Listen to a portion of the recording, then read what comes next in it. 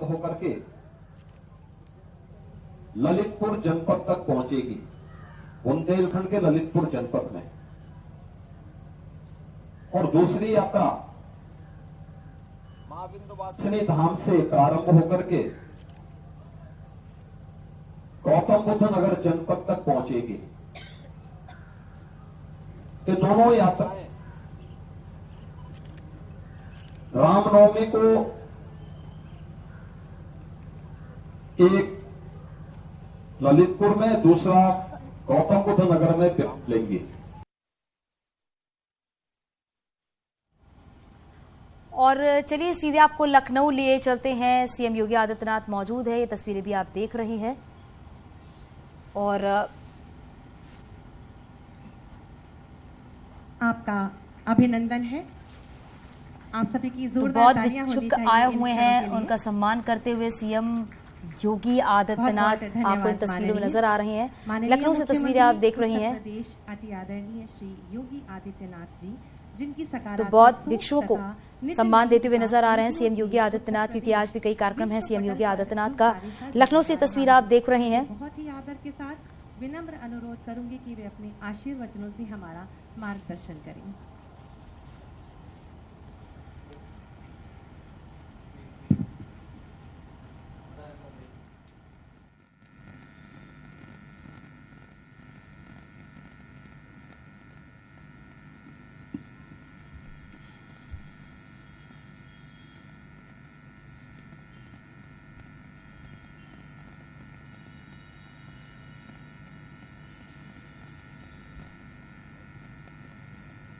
जोगी भिक्षु संघ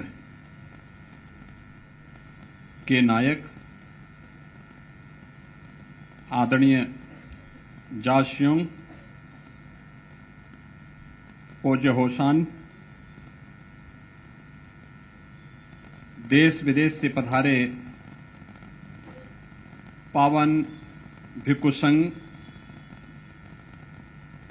उत्तर प्रदेश सरकार के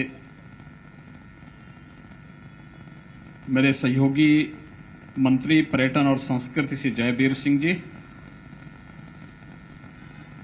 दक्षिण कोरिया में भारत के राजदूत श्री अमित कुमार जी, भारत में दक्षिण कोरिया के डिप्टी एम्बेसडर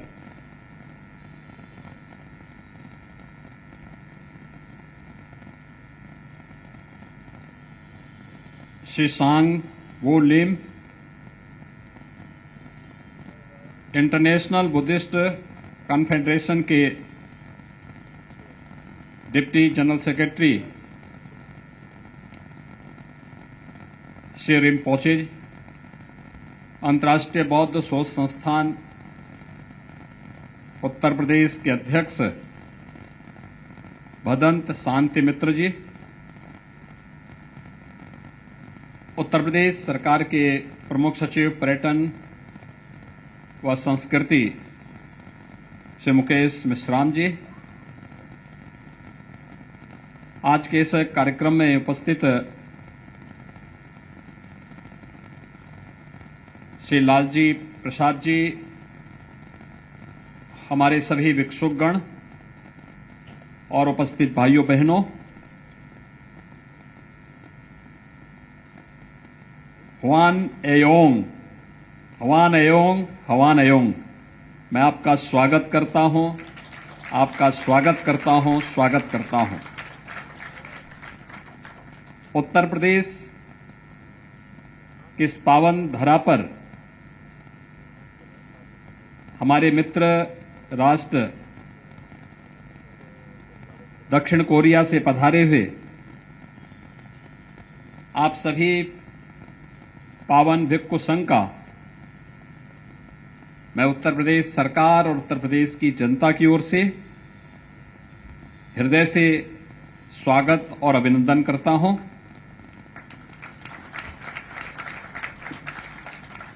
भारत और दक्षिण कोरिया के राजनयिक संबंधों की अर्ध शताब्दी पूरी होने के उपलक्ष्य में उभय राष्ट्रों के संबंधों को मैत्रीपूर्ण प्रगाढ़ता प्रदान करने हेतु संपन्न हुई जोगेश संघ की सफल धम्म यात्रा की मैं आप सबको हृदय से बधाई देता हूं। दोनों देशों की खुशहाली की प्रार्थना जब भिक्खु संघ करता है या हमारे संत करते हैं तो वह निश्चित ही फलीभूत होती है। आपने इस यात्रा की शुरुआत सारनाथ से करके बौद्ध गया, गृतकोट पर्वत, राजगीर, नालंदा, वैशाली, कुशीनगर, लुम्बिनी, कपिलवस्तु के दर्शन करते हुए श्रावस्ती में संपन्न की। इसके लिए आप सभी को बहुत बहुत बधाई।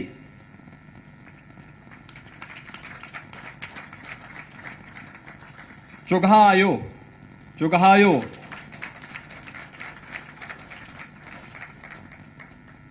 भारत और दक्षिण कोरिया की स्वतंत्रता दिवस की तिथियां एक है, यानी 15 अगस्त। वर्तमान में भारतवासी अपनी आजादी के अमृत महोत्सव के उपरांत अमृत काल के प्रथम वर्ष में प्रवेश किए हैं। भारत और दक्षिण कोरिया दोनों देश G20 समूह के सदस्य हैं।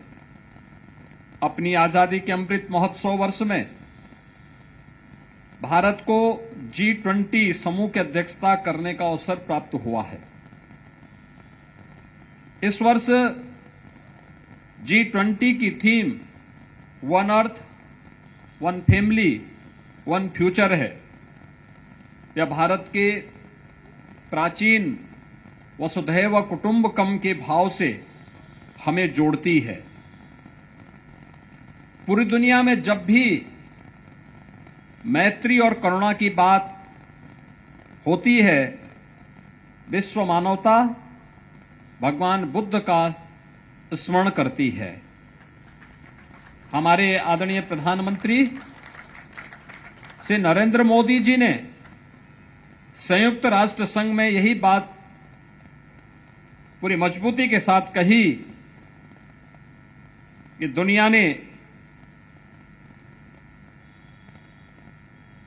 दुनिया के कुछ देशों ने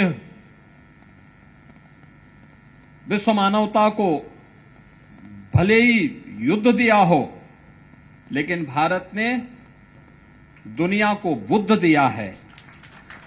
विश्व भर के बौद्ध समाज के लिए भारत इसलिए श्रद्धा और आस्था का केंद्र है।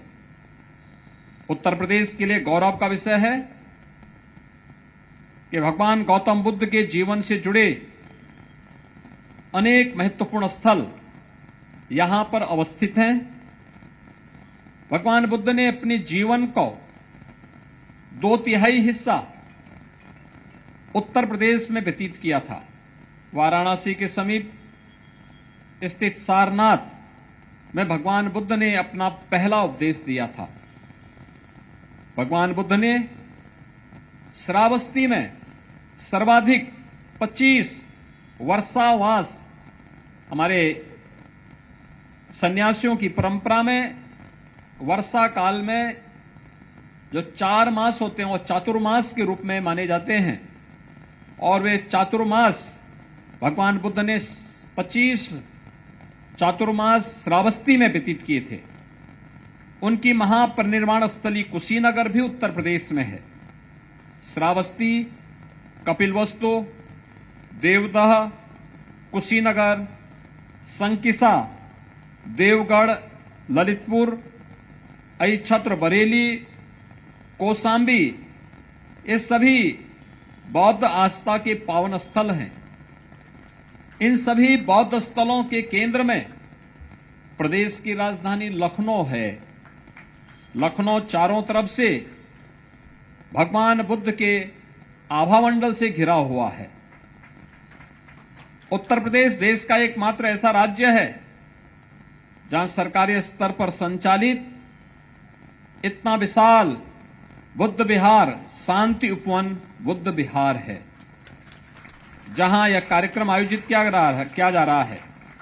हमारे प्रदेश में अंतर्राष्ट्रीय बौद्ध शोध संस्थान भी है, जहां शोधार्थी बौद्ध धर्म पर शोध करते हैं। भगवान बुद्ध की प्रथम उपदेश स्थली सारनाथ हमारे माननीय प्रधानमंत्री जी श्री नरेंद्र मोदी जी के निर्वाचन क्षेत्र वाराणसी में अवस्थित है। माननीय प्रधानमंत्री जी की प्रेरणा से भगवान बुद्ध के जीवन दर्शन से जुड़े सभी पवित्र स्थलों को उत्तर प्रदेश सरकार द्वारा विकसित किया जा रहा है। कुशीनगर में कुशीनगर इंटरनेशनल एयरपोर्ट संचालित हो गया है। श्रावस्ती में एयरपोर्ट का विकास युद्ध स्तर पर चल रहा है और शीघ्र हम श्रावस्ती को भी वायु सेवा से जोड़ेंगे। प्रदेश सरकार महात्मा बुद्ध के नाम पर एक कृषि एवं प्रौद्योगिकी विश्वविद्यालय कुशीनगर में ही स्थापित करने जा रही है। माननीय प्रधानमंत्री जी के नेतृत्व में भारत और दक्षिण कोरिया के संबंध आज एक नई ऊंचाइयों को प्राप्त कर रहे हैं। माननीय प्रधानमंत्री श्री नरेंद्र मोदी जी तथा दक्षिण कोरिया के माननीय राष्ट्रपति श्री मून जई इन ने वर्ष 2018 में प्रदेश के जनपद गौतम बुद्ध नगर स्थित नोएडा में सैमसंग इलेक्ट्रॉनिक्स की नई मोबाइल फोन निर्माण इकाई का संयुक्त रूप से उद्घाटन भी किया था। भारत और दक्षिण कोरिया का परस्पर व्यापार $28 बिलियन का है, जिसमें भारत $9 बिलियन की वस्तुएं निर्यात करता है और $19 बिलियन का दक्षिण कोरिया से आयात भी करता है। आधुनिक युग में भारत और दक्षिण कोरिया के राजनीतिक संबंधों के 50 साल पूरे हो रहे हैं, लेकिन वास्तव में भारत और कोरिया के आध्यात्मिक संबंध शताब्दियों पुराने हैं। कोरिया के ध्यान पंथ सियोन की उत्पत्ति श्रावस्ती के जैतवन उत्तर प्रदेश से ही हुई है। अयोध्या की राजकुमारी द्वारा लगभग 2000 वर्ष पूर्व जलमार्ग से अयोध्या से कोरिया की यात्रा की गई थी। जान का विवाह वहां के स्थानीय राजा किम सूरो के साथ हुआ और राजकुमारी का नाम हु वांग आक पड़ा। राजकुमारी हु वांग आक एवं राजा किम सोरो से करक वंश की स्थापना हुई। वर्तमान समय में कोरिया में एक बड़ी आबादी इस वंश से जुड़ी हुई है।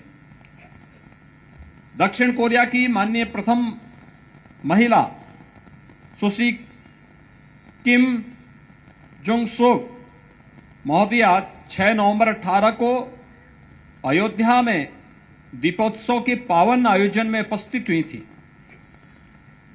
भारत एवं दक्षिण कोरिया के प्राचीन और प्रगाढ़ सांस्कृतिक संबंधों के दृष्टिगत इस अवसर पर माननीय प्रथम महिला द्वारा हम उत्तर प्रदेश सरकार के साथ मिलकर के क्वीन हो मेमोरियल पार्क परियोजना का वहां पर शिलान्यास का कार्यक्रम भी संपन्न किया गया।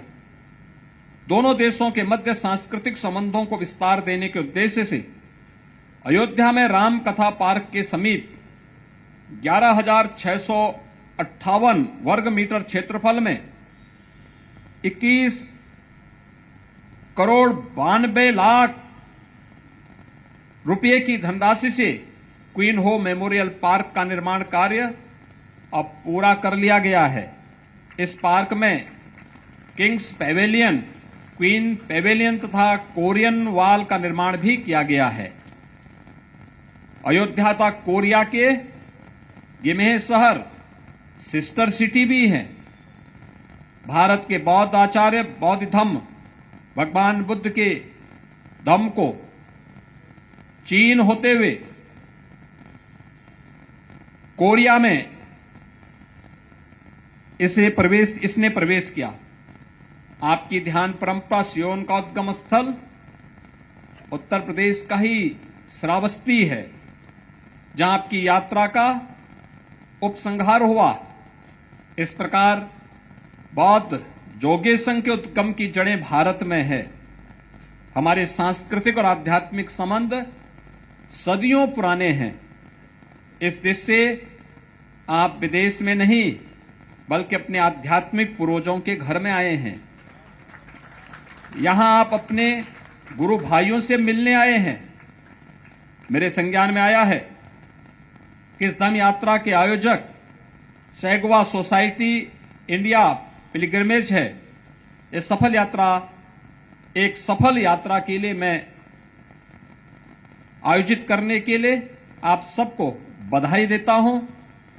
इस पावन संघ ने 43 दिन की यात्रा में 1168 किलोमीटर की पैदल यात्रा की, जो अत्यंत ही प्रेरणादायी है। हमारे देश में भी तीर्थों की पैदल यात्रा की परंपरा है। हर हमारे पवित्र तीर्थ में पंचकोशी परिक्रमा, 14 कोसी परिक्रमा, 84 कोसी परिक्रमा और नदियों की भी परिक्रमा, नर्मदा परिक्रमा, ये भारत के अंदर बहुत पवित्र मानी जाती है।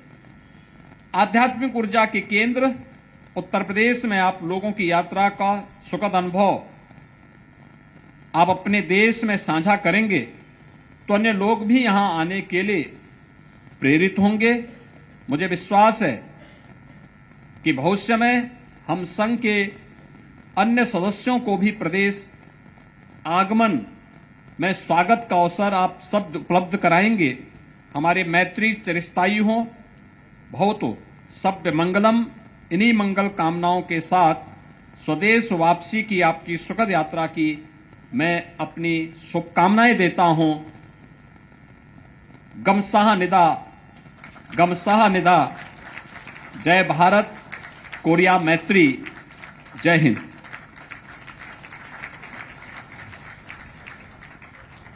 तो मुख्यमंत्री योगी आदित्यनाथ को आप सुन रहे थे, जो कि कार्यक्रम में शामिल हुए थे। बौद्ध धर्म की जड़ें भारत में है, ये मुख्यमंत्री योगी आदित्यनाथ ने कहा और साथ ही भारत को आस्था का केंद्र भी बताया।